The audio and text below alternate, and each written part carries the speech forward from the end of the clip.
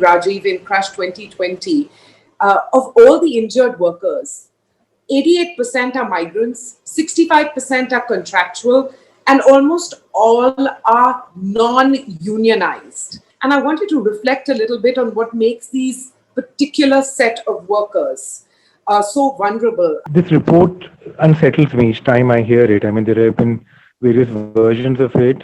It unsettles me because it speaks so closely to the reality of migrants that we know in other locations of this country.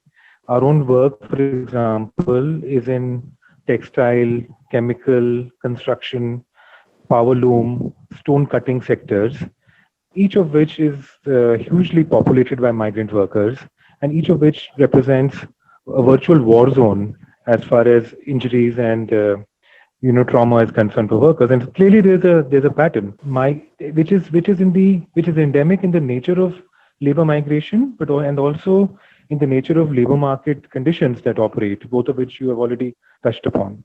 The nature of migration is that it is distress driven. It is clearly pushing people to max out on their wages, on their incomes, given the fact that people are paid really poorly, which is why they are obliged to work longer hours, do more shifts, work under any conditions, even if they compromise safety. That's an option which is not, seeking something else is not an option open to them. And the labor market conditions means that there is no real regulation, no real enforcement of standards that would make it obligatory for safety to be primary, right? So in many ways, migrant workers are found in spaces that are dirty, dangerous, really risky because of not having many options, right?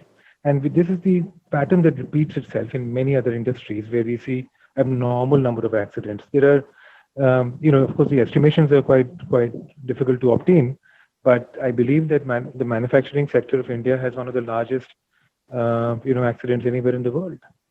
And the fact that migrant workers who are driven by distress, who have no ability to no space to be unionized, to demand, to claim essential kind of work conditions, that kind of has a bearing on the outcomes that they face on their health and physical well-being. This has to change, and I'm sure we'll come back to that. It has to change both by law and by industry practice, because workers cannot be seen to be mere kind of commodities or inputs to a process of production. In fact, workers' productivity has to be central rather than, it has to be at the center of kind of economic prosperity rather than, and profits, rather than seeing workers as an item that can be cheapened by putting them to longer hours of work in dirty and dangerous conditions.